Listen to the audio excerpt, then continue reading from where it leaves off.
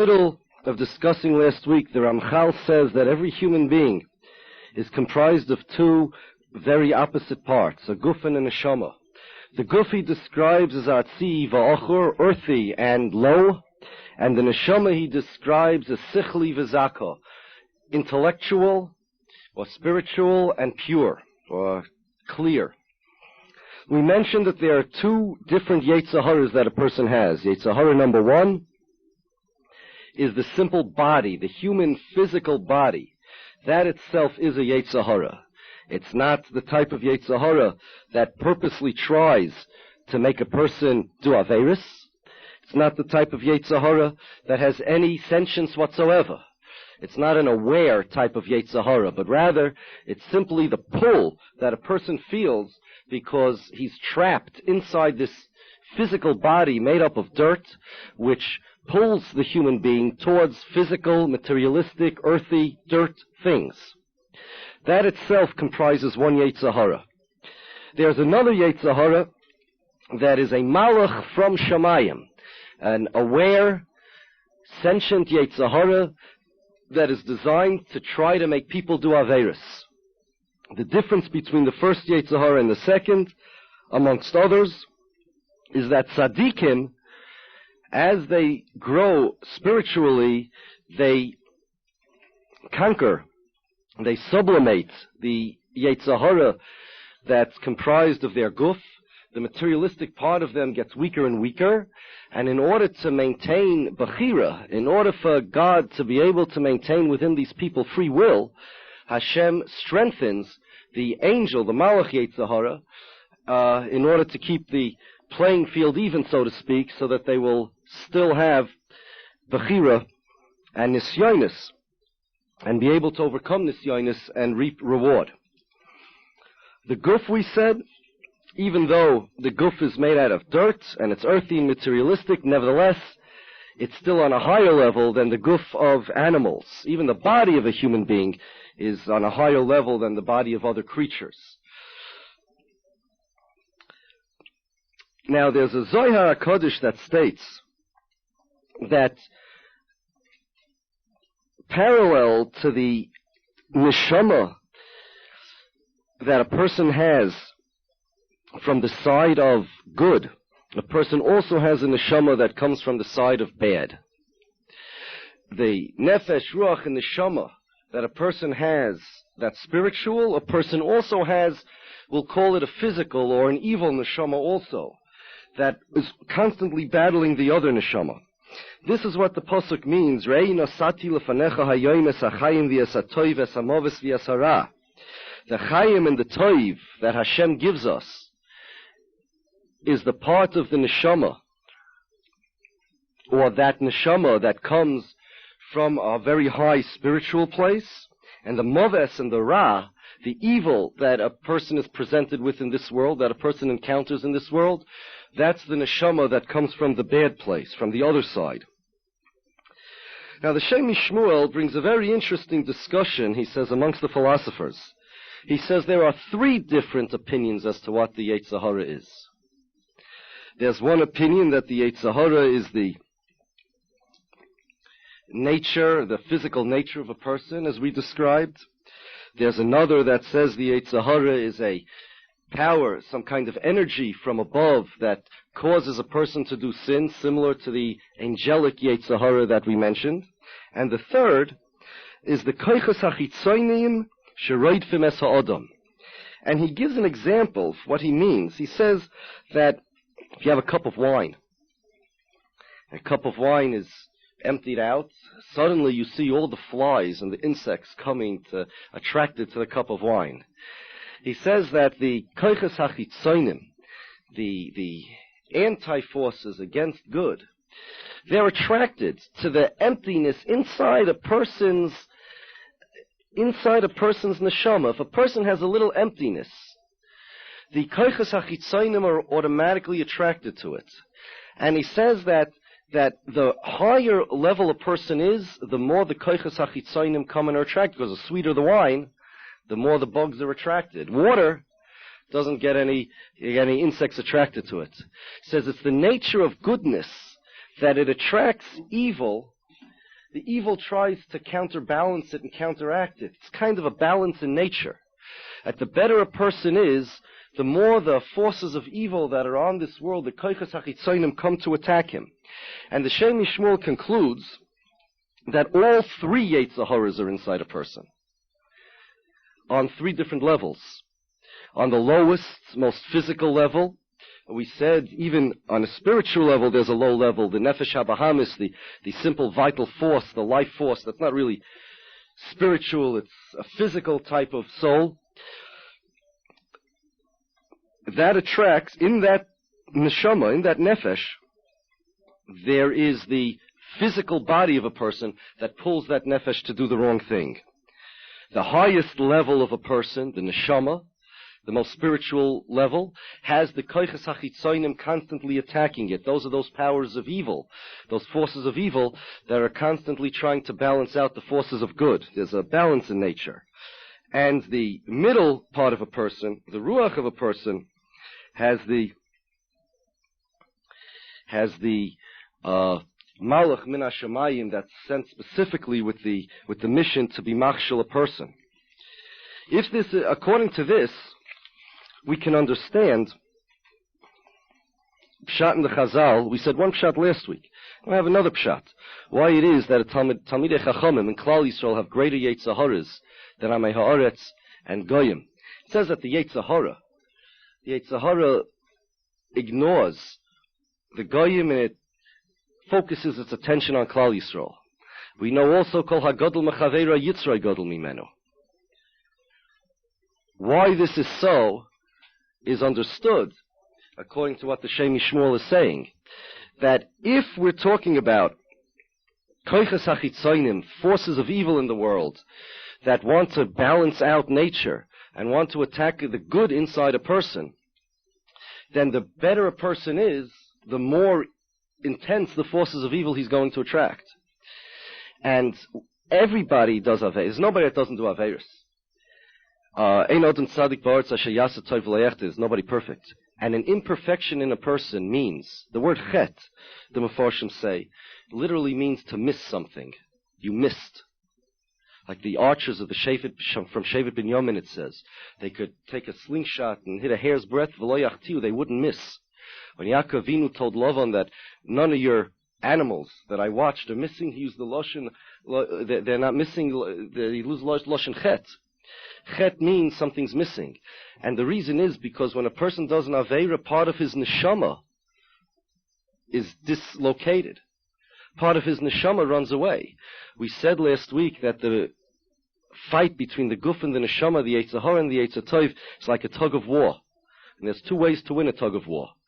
You can either make the other person let go of the rope, or you can pull him over to your side. If the Yetzer Tov wins the tug of war, it's because he pulled the Yetzer Hara over to the side of good, which we will discuss more in the future, how the Yetzer Hara actually becomes purified and sanctified. If the Yetzer Hara wins the Milchama, Rahman al-Itzlan, it's not because he polluted a neshama. He can't pollute a neshama. A neshama is untouchable, but what the neshama does is when it sees it being pulled, itself being pulled over to the other side, it lets go. And a person can end up chas v'sholom neshamaless. And that's an extreme. But even on non-extreme levels, as a person does an Aveira, part of the neshama is nostalgic, part of the neshama lets go. And that vacuum that the neshama leaves in a tzaddik that does a little Aveira, in that place, in that vacuum, in that hole, in that chet, that's the place that attracts all the koiches hachitzonim, because the koiches hachitzonim want very, very much. They're attracted to the power of good that's inside the tzaddik, to the old chosh of a wine. And that little aveira that a person does, that creates the hole, that creates the little crevice, that all the koiches hachitzonim run into and they try to attack, because they're attracted to it. Shem Yishmuel says that this is why the halacha is that when somebody dies, only a yid is metame tumas mes. A dead body of a guy is not metame. Only dead body of a yid. Isn't that a funny thing? One would think that a yid is on a higher level. A yid wouldn't be metame. A guy maybe would. If you're going to have a choice between one or the other, you would say a guy is metame. No, says the Shemi Shmuel, the reason is because since a Yid had a holy neshama, upon the absence of that neshama, upon the exit of that neshama, it leaves that hole like the empty cup of wine that all the koiches hachitzonim come to occupy. The holy neshama of a Yid leaves that hole that the evil in nature tries to counterbalance. When the neshama of a guy leaves, there's no hole left. It's just a physical thing. So a Yid, the holier you are, the more potential you have to attract the koiches hachitzonim, the evil forces in the world. Because the sweeter the wine, the more the koiches hachitzonim want to go. All you need in order to attract them is a little emptiness. So Shemi Shmuel says emptiness comes upon death. And the koiches hachitzonim come to occupy that space. But we're saying that emptiness also comes upon the act of doing an aveira. And just like a person, when a person's dead, the koiches hachitzonim come in according to the Shemi Shmuel. A person does an aveira, and koiches hachitzonim can also come in. That's called hagadol mechaveira yitzroi gadol mimenu. And now we continue. Says shekol echad mehem yita beteva letzidoi. Each one of these two, the body and the soul, lean towards their nature. Dehainu haguf l'chumrius. The body leans towards physical pleasures, physical things, material things. V'haneshama l'sichlius. The neshama leans, it's attracted towards intellectual, spiritual things. And here we need to mention the words of the Medrash Rabbah. There's a pasuk in Koheles. Kol amol odom lefihu. All the work that a person does in this world is to feed himself. V'gam hanefesh lo simolei. But the neshama, the soul of a person, is not satiated by physical labor. Not only physical labor, by all the food that a person has, by all the riches that a person has. The neshama is not satiated. Now, this pasuk was written by Shlomo HaMelech, the Chacham Mikol Adam, which means that it must have in it a message that's a lot deeper than just appears at the surface. Because if we were to ask anybody, is the neshama satisfied from bananas? The person would say, of course not. The neshama wants something more than bananas. And yet that's what the pasuk seems to say. Comes the Medrash, and the Medrash explains what the pasuk means. Moshol aruni shinosa bas malachim. It's a moshel. You have a princess marrying a caveman. Afal pi shema achilo kol madonei olam. Even though the caveman feeds the princess all the goodies in the world, she's not going to be satisfied. She has higher standards than what a caveman can fulfill. Lama, why? Because she's a princess, and she's used to greater things than this caveman can provide. So too, whatever a human being on this world can do for his soul, he's not going to satisfy the soul. Lama, because the neshama is from upstairs.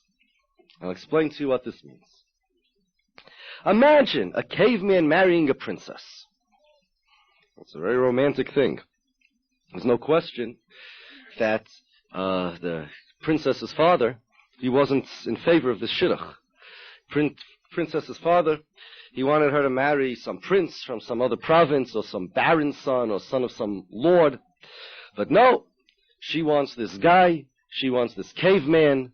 She doesn't look at a purity of blood or purity of station. She just looks at a person's personality, and she's all hyped up about this, and she's doing the most wonderful thing in the world. And finally, the father gives in. The father loves the daughter, and it's a little embarrassing for him, very embarrassing. Especially since at the wedding they get together. They send out the invitations.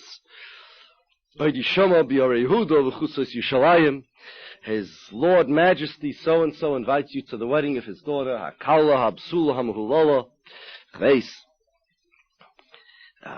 Esther Malka, the princess. With the chosen, chosen's usually written first, but if the girl is the daughter of the king, she's probably written first. With the chosen, ha-bocher ha-muflig b'toyre v'yir shemayim, Wag, the caveman. They get together by the wedding. It's all romantic. He comes in his loincloth with his club, and she comes with all the silks and the pomp. They are married, and they go off to his cave to live. Father offers them all the palaces in the world. No, they want to live in the cave. It's very romantic. So, everything's wonderful until she goes to sleep for the first time in that cave. She's not used to sleeping in a cave. She's used to sleeping on Sealy Posturepedic mattresses, big thick ones, big queen size. Now suddenly, in the middle of the night, you know what happens when you sleep on hard rock in a cave and cold? Your back gets stiff, and it's cold and smelly in a cave. And so she wakes up in the middle of the night, you know, like her back is this, not what she expected. It's not so geschmack and romantic like she imagined. But the chosen, he's not stupid. He may be caveman, but he's not stupid. So he sees that this wife of his, the Kala, she's not happy. And he figures, you know what? I know why she's not happy, because she's not used to this type of stuff. I'm going to take care of her. So he goes out of his cave, takes his machete, chops down some, what do you call those things that grow in swamps? No, not reeds or straw or bamboo, anything you want, all those things. I wasn't thinking of any of the above. There's some other thing. But let's say all those things. He cuts down all those things, and he brings it back for her. Here's a mattress. And he sticks it under the Kala. Now, Kala, you know, sleeping on straw, sleeping on bamboo, it's not a geschmack thing. It's better maybe than a hard stone cave, but it's not so geschmack. And a hard stone cave, at least it doesn't stick into your back. Here, the bamboo sticks into her back, and she gets up, and I can't sleep. I can't sleep. I can't sleep, she says. I just can't. Her back is now bruised and scarred. And he's not stupid, this walk. So he goes out this time, and this time he brings a slingshot. He sees a rabbit hopping around in the middle of the night. He's very skillful. And he shoots it, bullseye, grabs the rabbit by the ears, the bloody carcass, and he brings it back to the Kala, and he says, look, I brought you a present. And she looks at this bloody carcass of a rabbit, and she starts crying. There she is in the cave. She's all dirty, she's smelly, you know, and now this bloody carcass of a rabbit comes. So the Wag, he figures, you know what? This is not good enough for her. She needs better. So this time he goes out with his club. And he clubs, I don't know, some mid-sized animal or something. Let's say a deer. He clubs a deer on the head. He brings back the antlers. And he says, okay, we have furniture for the house. Now the antlers, you know, they didn't bring it to a taxidermist over there. So it's like broken off and bloody and smelly. She sees it and she starts crying even more because she remembers the furniture that she used to have. Wag is not going to be defeated here. He goes out this time with his bow and arrow, and he shoots like, I don't know what, a woolly mammoth. And he pulls out a couple of hairs and a couple of teeth. He makes jewelry, makes a necklace, and he brings back, here's a necklace. And the more he tries for her, the worse it gets. Because the more she tries, the more she's reminded of what she used to have. And this is the mashal. The woman is the neshama, the princess. The caveman is the guf. The chiddush of the pasuk that Shlomo HaMelech is telling us that the neshama is not satiated from bananas is that when the guf eats the bananas, it's trying to satiate the neshama. The guf feels the neshama's longing, the neshama's pangs for what it had before it came to this world. It was sitting with HaKadosh Baruch Hu in Shamayim, learning Torah. It was singing with the Malachim. And suddenly it comes to this world, this cave, this smelly, materialistic, gashmiistic world, and it knows what it's missing. And it hurts the neshama. The neshama is in pain. It's noita letiva, it says. The neshama wants to go back to where it came. It wants what it had. It's like the princess. Now, a human being feels this inside. As a human beings are funny things, you know. Human beings are never happy. Take an animal, a nice cow. A cow, you give him some water, some grass, a nice shady spot under a tree, and some other cows for company maybe, and he's happy. You ever see a cow that wants to be famous? You ever see a cow that wants to be rich? You ever see a cow that wants to travel across the world? You ever see a cow that wants to make history? You ever see a cow with any of these things? No! Cows aren't so, cows are so better equipped for survival than human beings. No mental illnesses. See, veterinarian psychologists, no such thing. There's no such thing. A cow is just satisfied with bananas, but a human being's not. You know why? Because a human being has a neshama. The only difference between a human being and an animal is that a human being has a neshama. A human being has an animal also, an animal body, an animal nefesh, a life force like a cow does, but a human being has a neshama, and the neshama comes from upstairs. And what's happening is that the person feels some longing, some loss, there's something more than just food and water, and that's the neshama begging for Torah, mitzvahs, and the human being feels this begging, the guf feels, and the guf figures, okay, you know what it wants? It wants, a dead rabbit, it wants antlers of a deer, it wants a woolly mammoth necklace, it wants fame, it wants fortune, it wants riches, it wants to travel, it wants all of these esoteric type pleasures. This elusive phantom that the person is running after all his life. The reason why human beings run around looking to be happy, and they're not just happy with what a cow is happy with, is because a human being has a neshama. And the more the human being tries to satisfy the neshama, the more the neshama cries. You bring it $100, the neshama cries a little. You bring it $200, the neshama cries a little more. If a person has $100, Chazal say he wants 200. If he has 200, he wants 400. The desire for money grows exponentially together with the money. It's not only money, all gashmias. A person's desire from a person's emptiness grows in proportion to the amount that he has. If a person has a little, he wants something. If a person has more, he wants even more. If a person has $100 million, he wants another $100 million. The average person, average guy, maybe a civil service worker, that's what he wants to be rich. He dreams of having $1 million.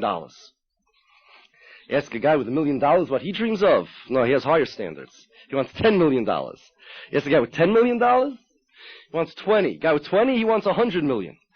And the more a person has, the more a person wants. This is because Moshel Aruni Shinasa Bas Malachim. The neshama is always dying for ruchnius, and the human being is providing gashmius to try to satiate that spiritual desire that the neshama has. The neshama doesn't have it. And this is why. This is why people are a little crazy. If you go on a train, I see two people there. Maybe a guy, older man, a guy in his 50s, a certified public accountant. He has a pocket protector from his pens, wearing a yellow tie. A mamish, a clean-cut guy with a suit, you know, the shoes, what do you call those shoes with the laces and little holes in them? There's a name for them, you know what I'm talking about. With all the Oxfords and all those designs. Mamish, a real upstanding member of the community. And by the next stop, the train stops and in walks a mishugana. One of these guys, maybe a hippie, with his long hair, and a skateboard he comes in, with his tattoos and his piercings and his rings and all of these things, and the headphones, you know, he wears the headphones around his neck until he comes to the train, then he puts them on his ears, with the goggle glasses and everything. I know hippies don't dress like that, but this guy, he's mamish all mixed up. Question, who's on a spiritually higher level? The normal guy or the mishugana? Well, as far as maybe ethics or morals, I don't want to stereotype, but let's do it anyway. And we'll assume that the certified public accountant is a law-abiding citizen, you know. He dots his I's and he crosses his T's, and the other guy is a crackhead or something. However, the neshama of the crackhead is working. The reason why he's such a lunatic is because his neshama is speaking out and it's dying. It wants something more than just food and water, and he doesn't know what to give it. So he tries with earrings, Earrings don't work, he tries with nose rings. The nose ring don't work, he tries with the eyebrow rings. The eyebrow rings doesn't work, he tries with rings all over the place. That doesn't work, he tries the skateboard. All of this is the neshama trying for some little spirituality. The certified public accountant, you know what he's like, this guy? Imagine our Chos and Kala, the Malki and Wag. After several years of marriage, one of two things are going to happen. Either going to get divorced, or, assuming that they stay in the cave, she's going to give up. She's going to become a cave person. That's all. She gives up. She's used to the cave. The first night she was uncomfortable. Second night she was a little less uncomfortable. And eventually she gets used to it. Now, all the neighbors are so happy with her. They say, you know what? There used to be, you remember when Malki, she was such a barbarian. She couldn't sleep nights. She was always crying and screaming. And when a Wag would try to bring her presents, and whatever he would bring her didn't satisfy her. She was such a disenchanted, uncivilized, unsatisfied person. Now, Baruch Hashem, she's a regular, normal, civilized caveman. She's happy with the cave. She's happy with the dead rabbits. She's happy with everything. Baruch Hashem, he straightened her out. The princess in her was destroyed. It was killed. There's nothing fighting Olam Hazeh anymore inside her. So, that can happen to somebody. Eventually, they can be so used to Olam Hazeh that the part of them that fights against Olam Hazeh, that wants the spiritual stuff, it can be obliterated. It can be used to Olam Hazeh, and they become a completely Olam Hazeh-dika person. That's why, Derech Hashem, only crazy college kids become Balei Tshuva. At least it's easiest for them. The reason is, because their neshama is still working. They didn't have a chance to stay in the cave all those years and get used to it. As a person gets older and older, so the neshama gets more and more used to Olam Hazeh. If you don't feed it, if you only feed it bananas, so it's going to get used to the bananas, it's going to become a cave person. And even if a person's crazy, at least his neshama is working. It's a mild chesar, it depends how you look at it. But the neshama, the spiritual part of a person is working. It's fighting Olam Hazeh, and the confusion, the resultant confusion is what makes people crazy. People are mamish, they're split personality. You know, a person is, imagine, if you take two enemies, mamish enemies, you handcuff them together. And you tell them, okay, you guys are going to live with each other. And not only are they enemies because they don't like each other, forget about that. They're two totally different types of people. One of them likes to sit at home and read a book. Doesn't do nothing. The other one likes to go out, camping, likes to go with the parties and everything. And they're sitting there handcuffed together forever. Can you imagine that? What kind of story that would be? What kind of story that would make? What kind of plot? A handcuffed. That's a goof in the neshama. So what happens? Somebody is going to change the personality of the other. Either that, or they're going to go on fighting forever. Fighting forever is the least likely possibility. What's probably going to happen is that somebody's going to pull the other one over to their side. The reason why people are so desirous of material things, and they're so desirous of these intangible pleasures, like being things that animals don't have, the animals don't want, is because they have a neshama.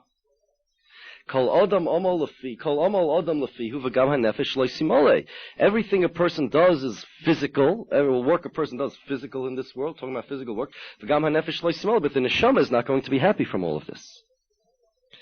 Because the neshama, this is what Ramchal is saying, the neshama pulls towards Olam Haba, the guf pulls towards Olam Hazeh, and people in the middle get confused.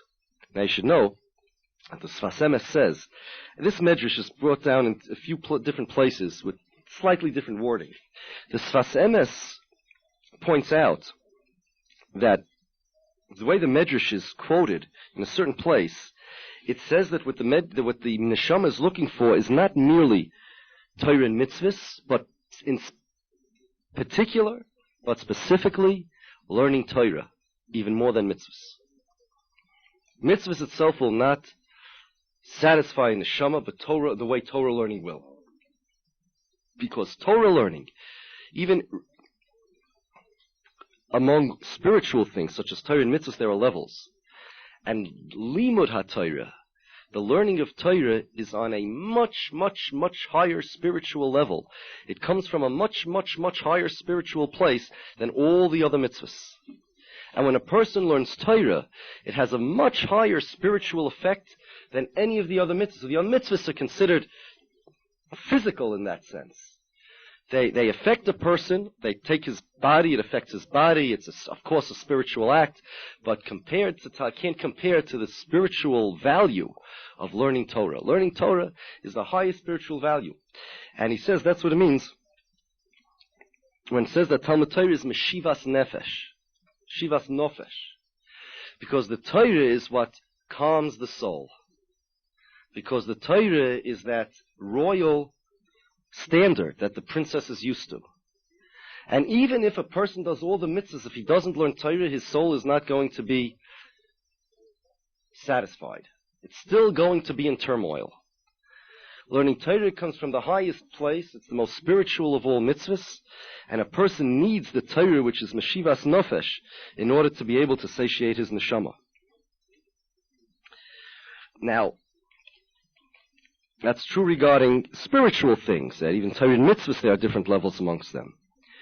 Amongst physical things and intellectual things, there are also different levels. Just like not every spiritual thing is on the same level, not every physical thing or intellectual thing is on the same level either. The Chovos HaLevavos writes, the reason why people have a desire for knowledge, abstract knowledge, both Torah knowledge and non-Torah knowledge, is because of the Gemara. The Gemara says in Nida that before a person is born, Ner dolok al roishoi, b'tsoifu umabit misoif oilam v'ad soifoi, that a human being sees everything in the world. They teach him, the Malach teaches him Kol HaTorah Kula, the entire Torah. At the end, he forgets the Torah, he forgets everything, and he comes out into the world. Of course, there's a vort over here that everybody should be asking. There's something missing. I just said, Gemara, that before a person's born, he sees the whole world, and they teach him the whole Torah.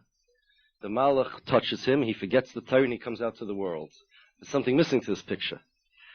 What about the whole world that he saw? Misoif oilam v'ad soifa, how do you forget that?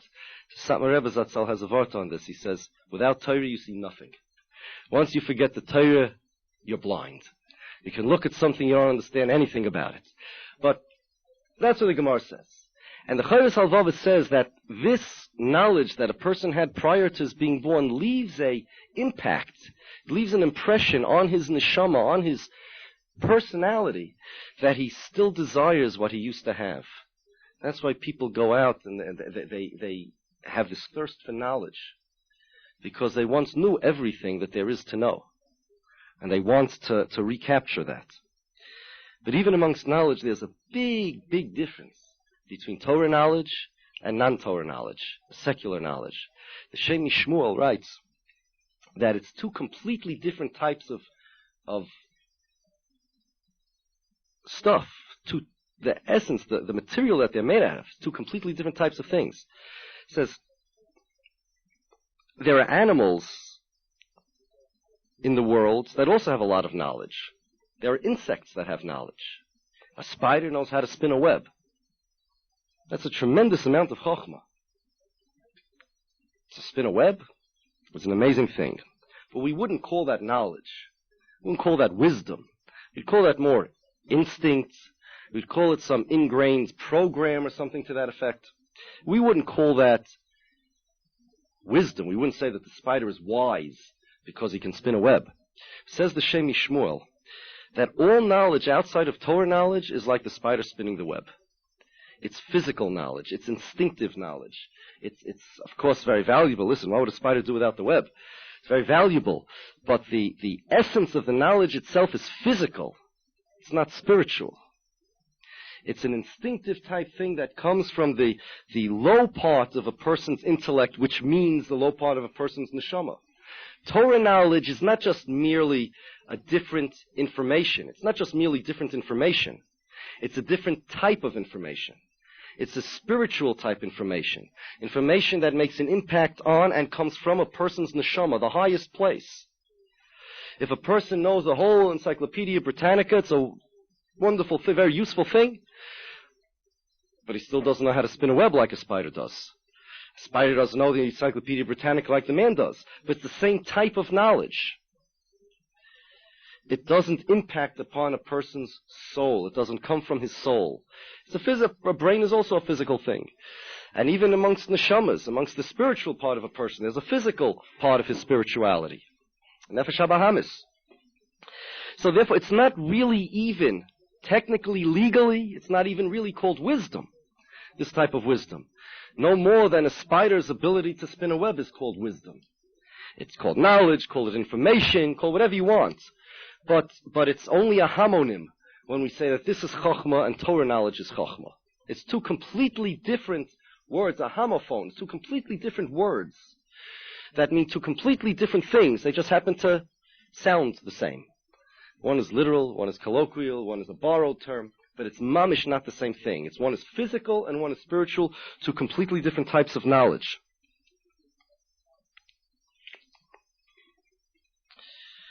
Another thing we need to know is that despite the neshama's attraction to spiritual things, because the neshama is inside a physical body, that blocks, that impedes the neshama's vision, it impedes the neshama's desire even. The Alshich says that the neshama wants HaKadosh Baruch Hu, there's no question about it. Because if you take something and you break a little part off it, by nature the little part wants to return to the whole. It means if you blow a little water, blow a little bubble, little air inside water, the air wants to return to air. If you throw a piece of dirt up in the air, it wants to return to the dirt. Water wants to return to the whole complete body of water. That's the way nature works. And in neshama, in the same way that the bubble on the bottom of the water wants to go back to the air, and the water tries to get to all the rest of the water, the neshama tries to get to Hashem. However, the real intensity of the neshama's desire is blocked, because the neshama is connected, it's mingled with this guf. It's not just hands cuffed to each other. It's more than that. It's intermingled. There's a little, the guf is the guf and the neshama is the neshama, but they have an effect on each other because they're together. The guf, the fact that the guf contains the neshama, blinds the neshama a bit. The neshama cannot see the things that it normally would see because the body blinds it. It limits it. And it also reduces the cheshik that the neshama has for Hashem that it normally would. The Alshich says, however, the Alshich writes that no matter how much the neshama wants Hashem, Hashem wants the neshama more. Hashem's cheshik kaviyochel for us is much greater even than the neshama's cheshik for Hashem. HaKadosh Baruch Hu's desire for us is greater than our neshama's desire for HaKadosh Baruch Hu. Also, we need to know that not every spiritual thing is completely spiritual. So not every intellectual thing is intellectual. Not every spiritual thing is spiritual either. It's possible to misdirect the neshama's cheshik for Torah and for mitzvahs, such that because the neshama is inside a guf, because it's in Olam Hazeh, it gets a bit confused a little, in the sense that it wants things also, besides Torah and mitzvahs, mistakenly. It's not the neshama, it's the fact that the neshama is mingled with the guf, namely, the Yetzer Hara for gaiva, the pride, is a function of the soul, not a function of the body. If a person wants a nice, comfortable mattress, if a person wants tasty food, if a person wants excitement, all these could be bodily, materialistic delights. But pride, honor that a person gets, that's a spiritual delight. Geus, pride, comes from a very, very, very high place. Rabbeinu Tam writes that. Kotzker Rebbe once said that the primary Yetzer Hara of Gaiva is found in people that have already broken their Yetzer Hara, other taivas. If a person is less materialistic, if a person runs away from materialism, he's not connected to materialism, he's not tempted by materialism, he will still be tempted, even more so, by pride. Because pride, kavod, is something that, it's a much more spiritual type of taiva. The Vilna Gaon writes, it's written in the name of the Vilna Gaon, that we know that sometimes a person gets reward on Olam Hazeh for his mitzvahs, Rachmana litzlan, and it gets taken off from the schar of Olam Haba. So the Gros said that the schar that gets reduced because a person in Olam Hazeh had material benefits is nothing compared to the schar that gets reduced because a person gets honor, a person gets kavod in this world. Because kavod is actually a hana for the neshama. It's much more similar to the type of hana that you get in the next world. And so, it's actually a spiritual benefit that you're receiving in this world. Honor and fulfillment of pride. It's much worse. It's a much, well, on one hand, it's a much more spiritual thing.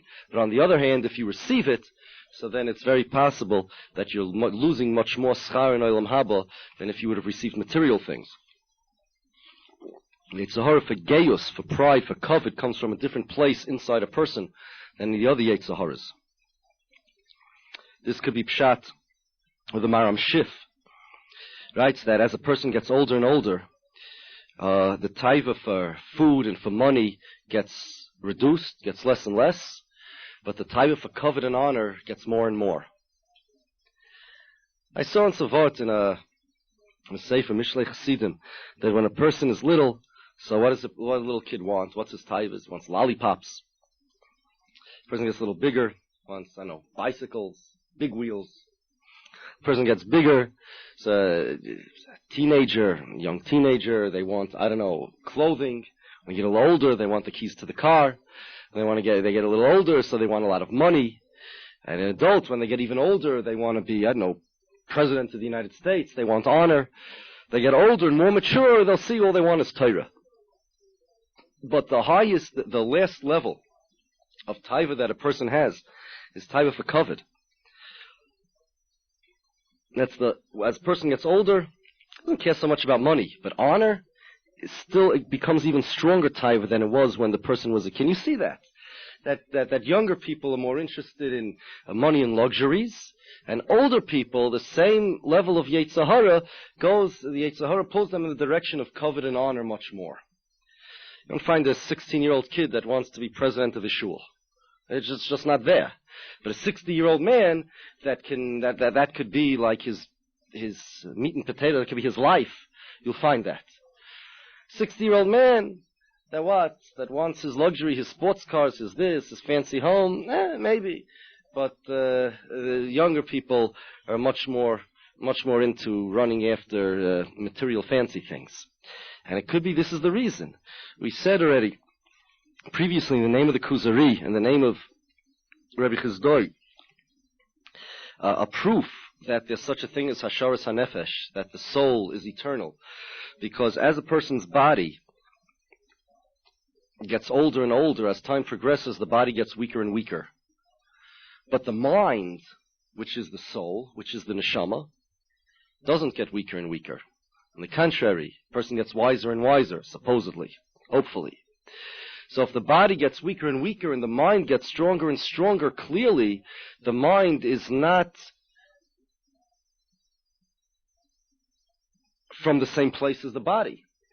And as the body gets weaker and weaker, the end of that getting weaker and weaker is death. But the mind was never affected by the weakness of the body. So the mind, meaning the soul, lives on.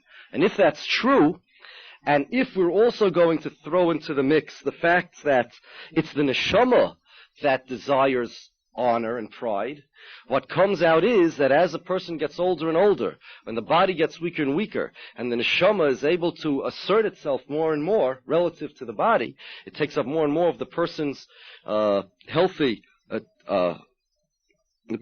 lifestyle, it takes up more and more of a person's strength. What's going to happen is that as a person gets older and older, because the neshama is stronger and stronger than the body relatively, he's going to want honor more and more. Because honor is a desire of the neshama, not a desire of the body.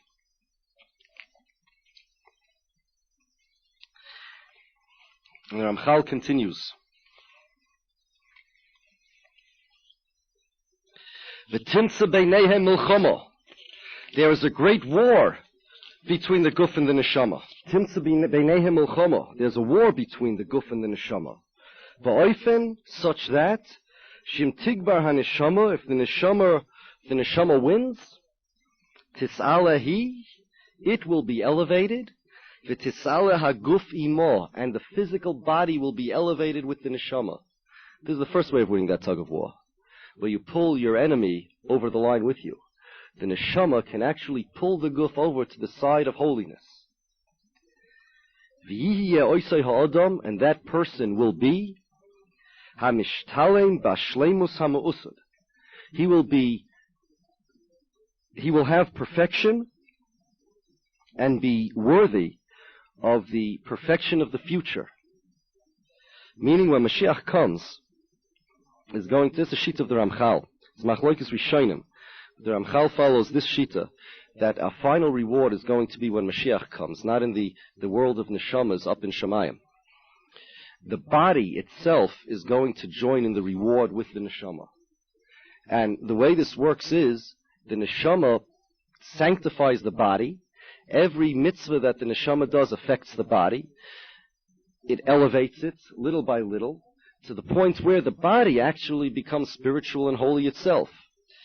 See, if HaKadosh Baruch Hu would send Mashiach now, when we're not ready, it will be a very, very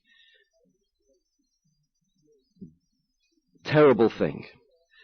Because the world is currently not ready for the spiritual energy, for the Kedusha that's going to be here when Mashiach comes.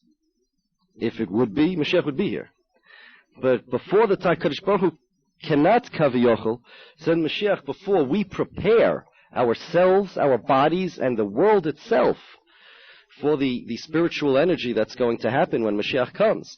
It's like taking away the machitza between the physical and the spiritual. It would be like being nuked. Simple as that. It's our job to work on the physical world, particularly on our physical bodies, by doing mitzvahs and by learning Torah, so that the physical bodies that we have and the world itself is elevated to the level that now it's ready to accept the spiritual energy, the holiness that HaKadosh Baruch Hu has in store for it, which is what we call Achris Hayamim, which happens through the vehicle of Melech HaMashiach.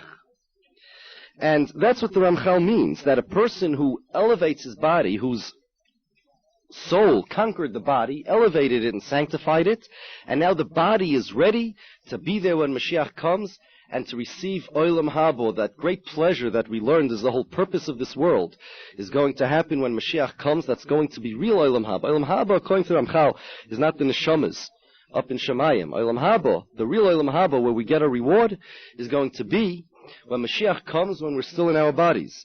And if a person allows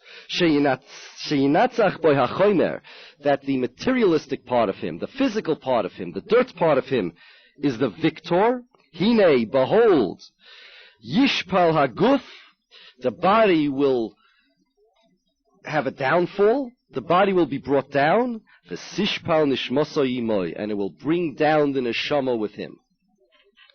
V'yihiyeh oisei ha'adam, and that person will be bilti hagun, unworthy, l'shleimus, for the perfection of the future, meaning the days of Mashiach, v'nidche mimenu chas v'sholom, and he will not partake in it.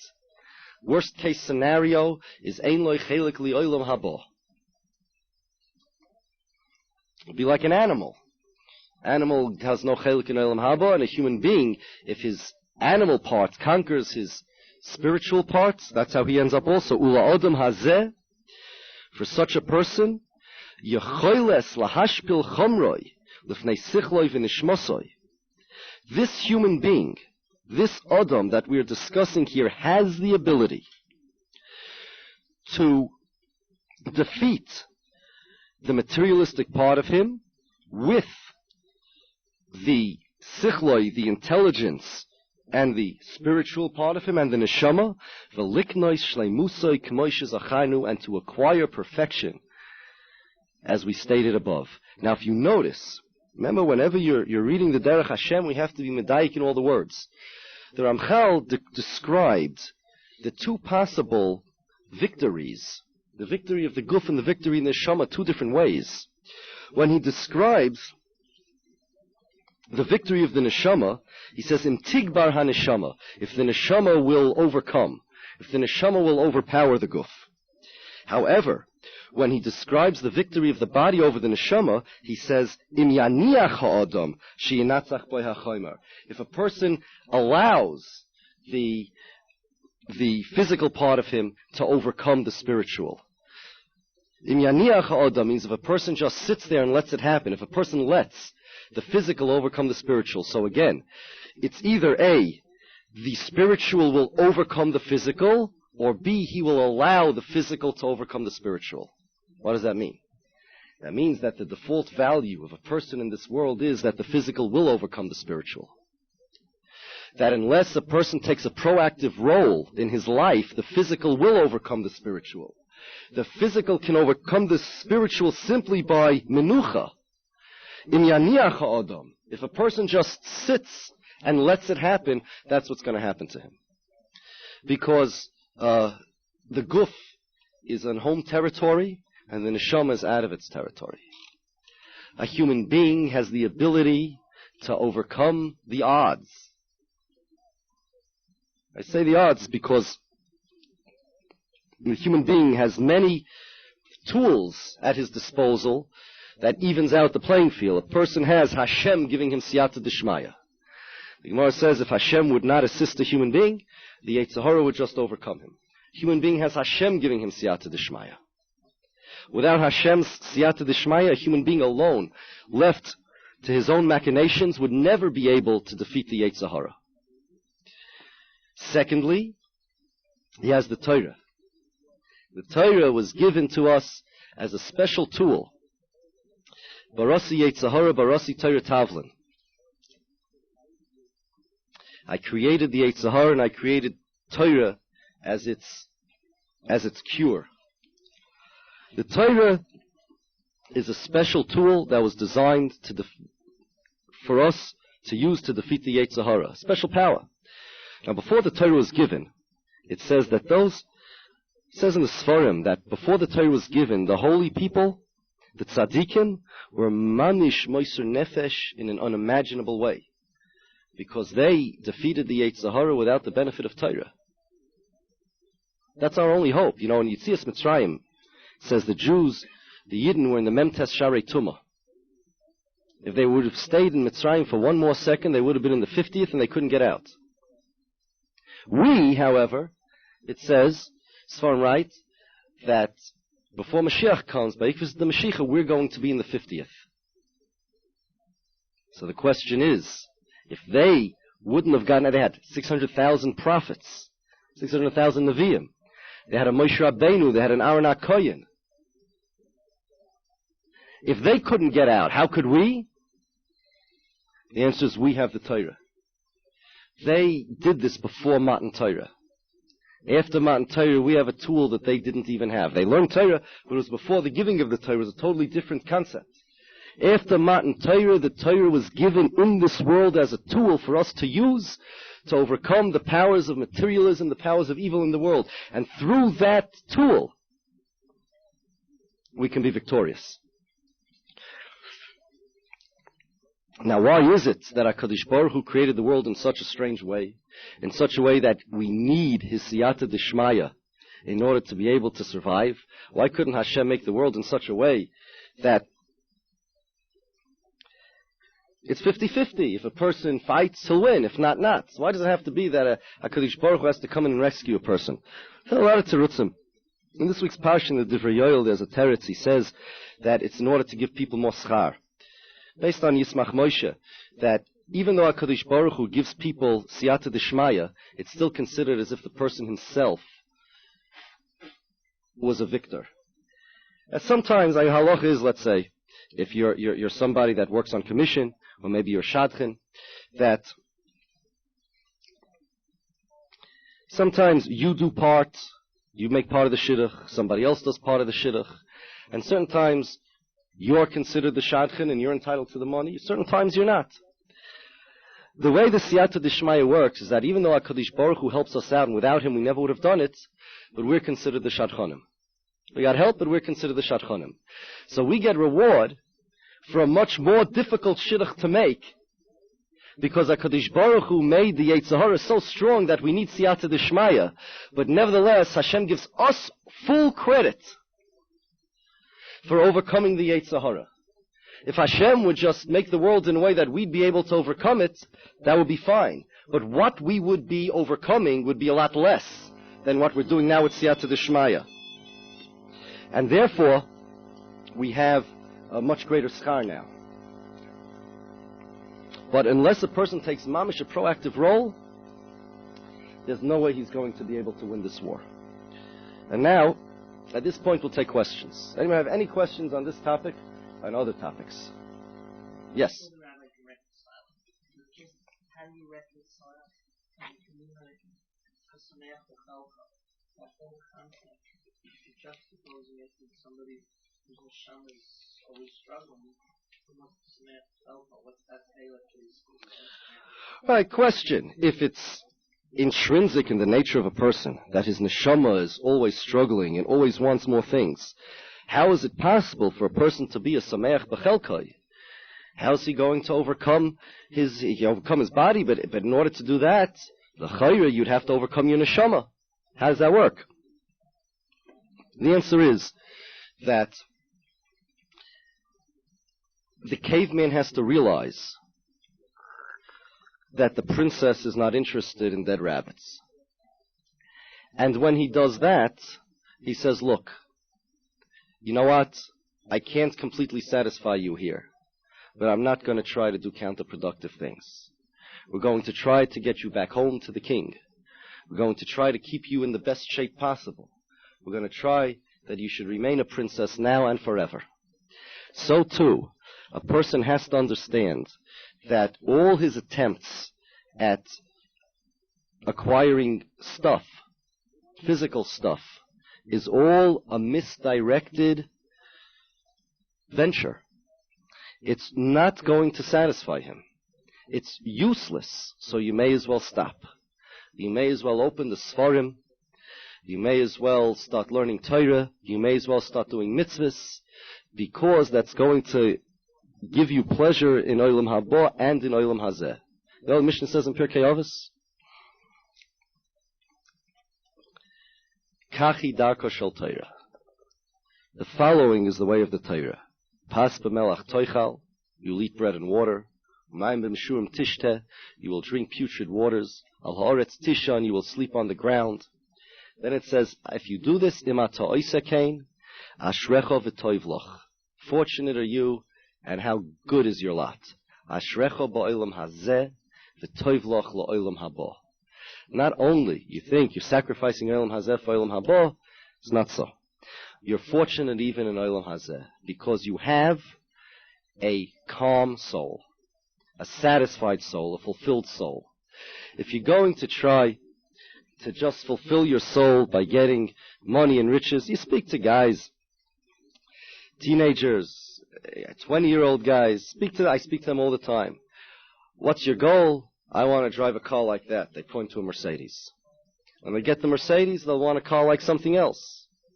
I've said here several times a story. I have a friend who had a father-in-law, very, very wealthy man. His father-in-law was a very wealthy man. Very wealthy, like $1 billion. And this man woke up before 6 every morning to get to work early. Man, about 70 years old. Came home about 10 o'clock at night every night, sometimes 11. He had a couple of helicopters he owned, a whole fleet of cars, this level type person. And son-in-law, I know, asked him, so when are you going to retire? Had enough money to support his children and grandchildren and great-grandchildren forever. When are you going to retire, he asked him. So his answer was, when I'm bigger than Edgar Bronfman, then I'll retire. Well, this man is not in this world anymore, and he never got bigger than Edgar Bronfman. You know what? If he would have found somebody else that he wanted to be bigger than. If this person wanted Olam Hazeh, the guy with all his cars and his helicopters and his homes and his witches, if he wanted Olam Hazeh, he would have retired, he would have opened some svarim, and he would have stopped trying to satisfy his body, which was anyway old and decrepit, a 70-year-old man. What is he going to do with his body? And start satisfying his neshama, because his neshama is crying out. His body is getting lower and lower, weaker and weaker, worse and worse, and the neshama that's getting strong, the intellect getting stronger and stronger, he's ignoring it. He's not going to be happy. That's how we reconcile it. That's it's totally in a person's bechira. If he realizes his psychological problems, and he does something about it. That's it. Any other questions? Yes? Right. What would be the best exo to disable them, to keep away from them? Torah, barasi Yetzahara, barasi Torah Tavlin. The Torah is the solution to the Yetzahara. That's what Chazal tell us. That can help with the internal one. The external one is not. It helps with the external one too. It helps with everything. I mean, to a certain extent, the Malach HaKadosh Baruch was always going to give you nisyonis. So even if you beat this Yetzer again, I'll tell you, the Yetzahara is not our enemy. You know what it says in the Torah? Vayal kimas kol she'osav hinei tov ma'od, tov ze Yetzer tov, ma'od ze Yetzahara. The Yetzahara is very good. I'll explain to you how to look at the Yetzahara. You don't want to get rid of it in that sense. The Yetzahara to us is like a sparring partner. You have a guy who wants to grow up to be a boxer. So he wants to defeat the enemy. So how does he train? You get a guy who's better than you at boxing, and you go into the ring with him, and he'll fight you, and he'll knock you down, and he doesn't want you to get knocked. He doesn't want to beat you. He wants you to get up and knock him down. And when you're good enough to get up and knock him down, he's going to try a little harder till he knocks you down again. And if you get up and knock him down, he's going to try harder and harder until you get better and better and better. That's the Yetzahara. He's not your enemy. The Yetzahara is knocking you down because he wants to train you to be strong. And the Yetzahara wants you to win. And when this guy becomes the biggest prize fighter, guess who's going to be sitting in the front row cheering on the fact that this guy's victory over all the enemy boxers? It's going to be the sparring partner sitting right in there. And the Yetzahara in Olam Haba is going to be the one cheering us on. He's going to be the one most proud of us because he did Hashem's work to train us. And now somebody that doesn't understand this is going to look and he's going to say, "Excuse me, sir. Why are you happy when this guy wins his matches? You kept trying to defeat him." So, no, I didn't keep trying to defeat him. I kept trying to make him strong enough to defeat me. And when he got strong enough to defeat me, I tried harder, and I wanted him to be strong enough to defeat even a tougher foe, and a tougher foe, and a tougher foe. Until I was just trying to make him strong. The Yetzahara is only trying to make us strong. It's not like Lahavdil, the Goyish versions of the Yetzahara, the Satan, they have no idea what they're talking about. No, Manish. They have no idea. It's Shtei Reshuyos, it's nonsense. The Yetzahara is a shliach of Hashem, whose job in this world is to make us strong. The Yetzahara comes, it's like saying, well, how do I get rid of my sparring partner? Because I'm falling down too much. Sheva yipol tzaddik v'kam. The tzaddik falls 7 times, and then he gets up, and he smashes the Yetzahara. And the Yetzahara wants him to get up and smash him. And Yetzahara tries hard. You don't want to get rid of that Yetzahara. Kol hagodol mechaveiro yitzrei godol minu. What you want to do is get rid of the other Yetzahara. Because besides a sparring partner, there are other obstacles to a boxer's victory. Number 1, he's lazy. Number 2, he likes junk food. Number 3, he'd rather be in the movies. So these natural base taivas, you got to get rid of. They'll both cause you to lose. The junk food will cause you to lose, and if the sparring partner will also cause you to lose. You'll be knocked down because of both, but there's a big difference. The junk food, you're a real loser. The sparring partner knocks you down, that's part of your training. So if the Yetzahara of Chumrius, your body, your physical body, you want to conquer that Yetzahara. You want to become a spiritual person, you want to become a disciplined person, you want to become a person that doesn't run after Olam Hazeh, you want to become a person that wants Olam Haba. But don't expect that as long as you're in this world, the Yetzahara is going to leave you alone. Because even if you train properly and you eat properly and you wake up properly and you're a soldier, you're still going to have that sparring partner that's going to train you. So those two Yetzer Haras are two completely different things. The chumrius of a person is your enemy. That is your enemy. The first level nisayin is to beat that enemy. The first level nisayin is for you to eat properly, sleep properly, discipline yourself. The second level nisayin is now you have to beat your sparring partner. He's not your enemy. Of course, you get reward by beating both Yetzer Haras, but it's two completely different things.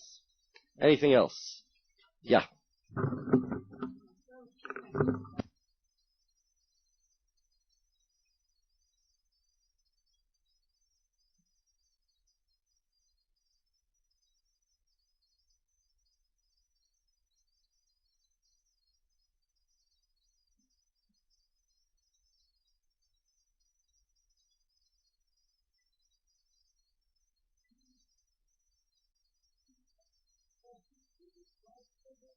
Question. We describe Tumah as the koiches hachitzonim that enter a human body after the neshama leaves. But isn't Tumah also associated with other things? There's Tumas Nida, Tumas Leida when somebody has a baby. So how do we understand all Tumahs being one thing? The answer is, as a general rule, it's all the same. Because it means when there is a vacuum where life was, that's where the koiches chitzonim come. And Tumas Nida is the same thing, it's potential life. And so the koiches chitzonim come there. Tumas Leida, when there was life inside a person and now it's vacant, the koiches hatumah come. And that's why when a woman has a girl baby, she's tomei for longer than when she has a male baby. Why? Because the female baby is herself a receptacle for life. And the vacancy that's left when a female baby leaves is greater life vacancy than when a male baby leaves. Tumah in general is always when life vacates, Tumah comes in. It could be physical life, or it could be like nida life, potential life, or it could be a life inside a life, but it's always related to that. Now there's other things, tumas sheretz, but that's another story. But these type of tumas, this is how it works. It's always a result of the vacancy of life. Anything else?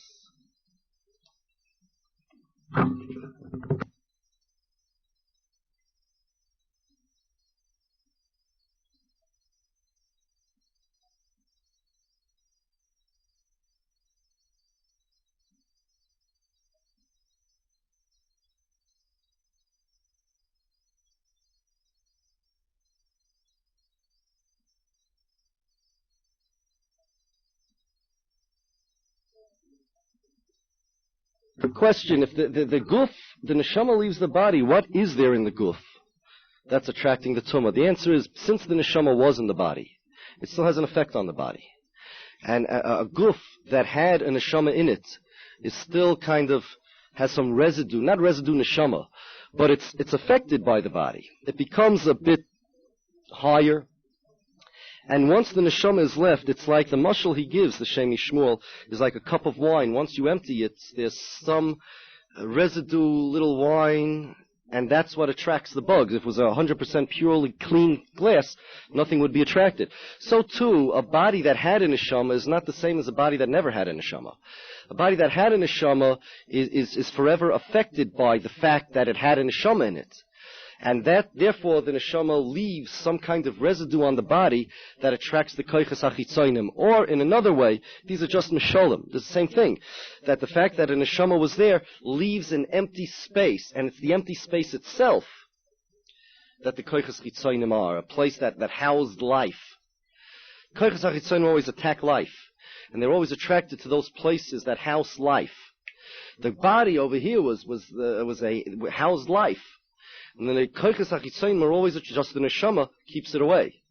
The koiches hachitzonim, maybe they're not smart enough to understand that there's no reason to attack this thing. Both those things, both those misholim are the same thing. There's something. Bottom line is, because the neshama had life in it, because the guf had life in it, that's what attacks the koiches hachitzonim.